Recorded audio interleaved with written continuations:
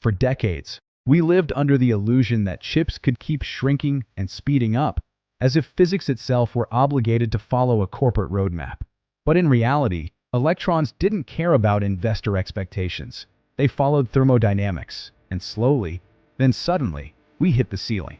Today's chips run so hot that cooling systems are no longer just supporting infrastructure. They're the primary machinery keeping the whole thing alive. What makes that even more striking is how close we are to the edge. Modern processors often operate within 15 to 20 degrees Celsius of thermal destruction. That's not engineering, that's cliffside driving.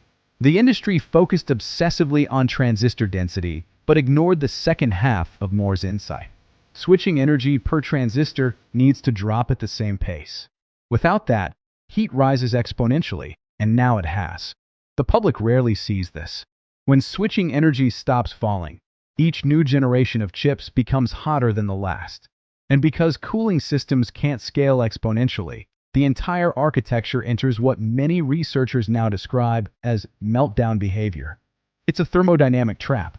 If cooling falters for even a minute, the system collapses. This is why the counterpoint can't be better cooling forever. At some point, the physics won't bend further.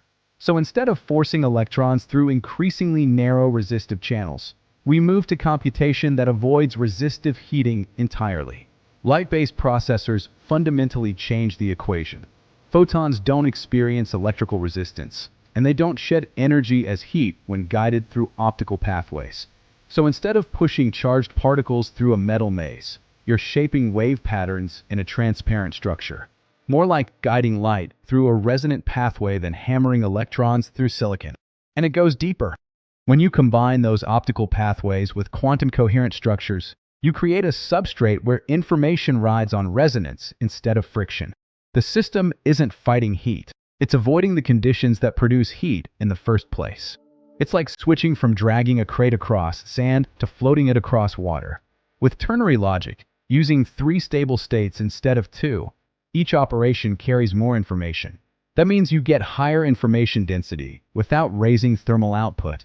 You're not amplifying heat, you're amplifying meaning. The electron era isn't ending because we lacked cleverness. It's ending because the physics model that supported it finally reached its natural stopping point. The well ran dry. The alternative isn't speculative. It's still physics, just physics that scales more gently. A shift from forcing electrons through resistance to guiding photons through coherence. From heat-limited to heat-lightened.